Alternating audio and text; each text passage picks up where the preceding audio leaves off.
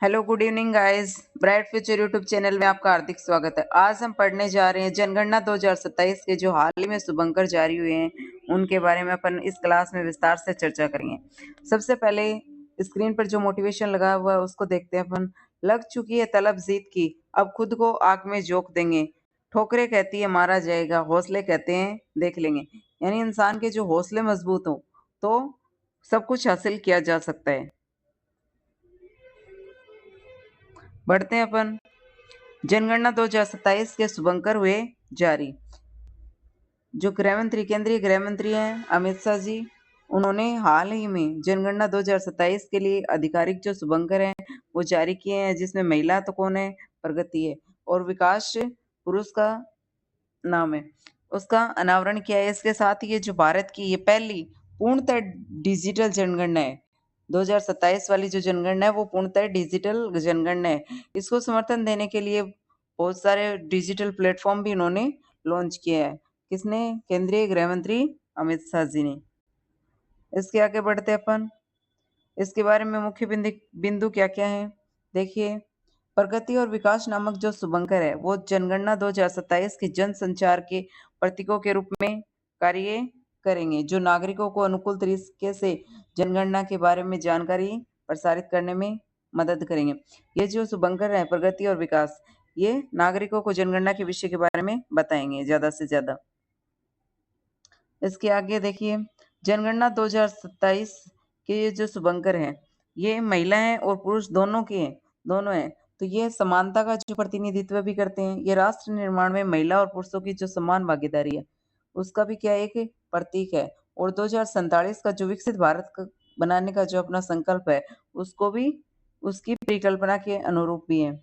इसका जो मुख्य उद्देश्य क्या है, इन्हें हितैषी जन राजदूत यानी फ्रेंडली पब्लिक एम्बेसडर के रूप में भी तैयार किया गया है, ताकि जनगणना की प्रक्रिया को अधिक सहज, सहभागितापूर्ण और नागरिक केंद्रित बनाया जा सके। क्योंकि अगर महिला पुरुष दोनों होंगे तो समानता भी बनी रहेगी।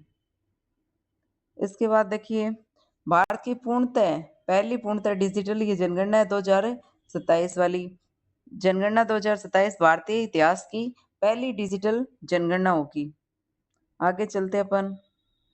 ये जो जनगणना है ये डेटा संग्रह की प्रक्रिया परंपरागत कागज आधारित विधियों के स्थान पर सुरक्षित मोबाइल एप्लीकेशन और डिजिटल प्लेटफॉर्म के माध्यम से संपन्न की जाएगी। इसीलिए तो इसको पूर्णतः डिजिटल बोला है, क्योंकि ये कागज आधारित नहीं होकर पूरी तरीके से मोबाइल एप्लीकेशन और डिजिटल प्लेटफॉर्म के आधार पर संपन्न होगी। इसके अलावा अपन देखते हैं जो पहली जनगणना है वो कब हुई थी। पहली जो जनगणना है वो 1872 में लॉर्ड मेयो के काल में हुई थी। किसके काल में? लॉर्ड मेयो के काल में। और पूर्ण रूप से जो पूर्ण और जो नियमित जो जनगणना है वो 1881 में हुई थी, लॉर्ड रिपन के काल में। लॉर्ड रिपन के काल में। ये जो जनगणना है 2027 वाली, ये भारत की कौन सी जनगणना है? आजादी के बाद 9वीं जनगणना है और वैसे 16वीं जनगणना है। आगे देखते हैं अपन। स्वगणना की शुरुआत। नागरिकों को शव गणना ऐसी पोर्टल, ऐसी का मतलब क्या है? सेल्फ इन्यूमरेशन पोर्टल के माध्यम से अपने परिवार से संबंधित जानकारी ऑनलाइन प्रस्तुत करने का विकल्प दिया गया है कि नागरिक है वो खुद भी अपनी और अपने परिवार की इसके बारे में संबंधित जानकारी प्रस्तुत कर सकता है। इसके लिए क्या होगा, ये जो जानकारी प्रस्तुत करने के बाद परिवारों को क्या दी जाएगी? एक स्वगणना आईडी, सेल्फ इन्यूमरेशन आईडी दी जाएगी, जिसका सत्यापन फील्ड दौर के दौरान गणनाकर्ता इन्यूमरेटर द्वारा किया जाएगा। जो भी इसका जो गणना करता है उसके द्वारा इसका सत्यापन किया जाएगा। जातिगत जनगणना 1931 के बाद पहली दशकीय जो जनगणना है, 1931 के बाद पहली बार दशकीय जनगणना में सभी समुदायों की व्यापक जाति गणना जनगणना शामिल की जाएगी। और ये जो जनगणना है इसमें महिला, पुरुष और ट्रांसजेंडर तीनों को शामिल किया जाएगा।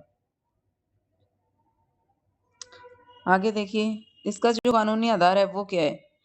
ये जो जनगणना है वो जनगणना अधिनियम 1948 और जनगणना नियम 1990 के अंतर्गत आयोजित की जाती है। इसी के साथ ही हम क्लास को यहीं पे ख़त्म करते हैं। अगर आप चैनल पे नए हो तो चैनल को लाइक, शेयर एंड सब्सक्राइब ज़रूर कर लेना और इसी तरीके से करंट के साथ आपको बेहतर न्यूज़ मिलती रहेंगी। धन्यवाद।